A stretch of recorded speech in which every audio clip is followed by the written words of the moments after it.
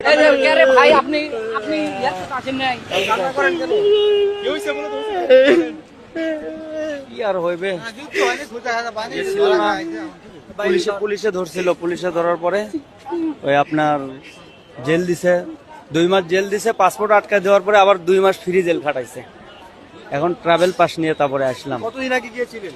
গেছিলাম 22 সালে, কলিং এ গেছিলাম। কোম্পানিতে কাজ নাই, কোম্পানি থেকে লারি দিছি, লারি দিয়ে অবৈধ হয়ে গেছি। অবৈধ হওয়ার পরে কাজ কাম খুঁজতে খুঁজতে করলাম 1 বছর করার পরে। তারপরে এখন আবার ধরা খাইছিলাম। ধরা খাওয়ার পরে 2 মাস জেল দিছিল। 2 মাস জেল খাটার পরে পাসপোর্ট পুলিশ আটকায় দিছে। বাঙালি করে, প্রত্যেকটা বাঙালি করে পাসপোর্ট পুলিশ আটকায় দেয়, পাসপোর্ট দেয় না। এই পাসপোর্ট আটকে দেওয়ার কারণে আবার ফ্রি জেল খাটা লাগে আরো 2 মাস করে। সব মিলে 4 মাস জেলে ছিলেন? সব মিলে 4 মাস জেলে ছিলাম। আর মালয়েশিয়ার জেল খুবই ভয়ঙ্কর। জেলের মধ্যে কি হয় একটু বলবেন? একটা রুমের মধ্যে 300-400 জন করে লোক, প্রত্যেকটা মানুষের পুরো শরীর ঘা হয়ে পচে যায়, তারপরেও ঔষধ দেওয়ার মতো কোনো লোক নেই, দেখার মতো কোনো লোক নেই। এইরকম পরিস্থিতি।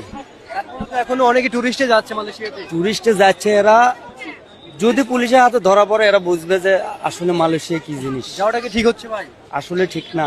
টুরিস্টে গেছে, যে কয়দিন মেয়াদ, এই কয়দিন থাকে, যদি চলে আসে ওদের পক্ষে ভালো।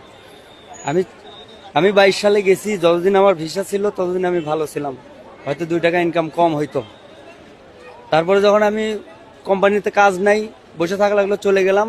তারপরে 1 বছর 2-4 দিন কাজ করতে পারছি, এরপরে আর পুলিশ ধরছে, আর করতে পারি নাই। ভাইয়ের তো চেহারাও দেখতে পাচ্ছি একদম অসুস্থ হয়ে গেছে। একবারে অবস্থা খারাপ।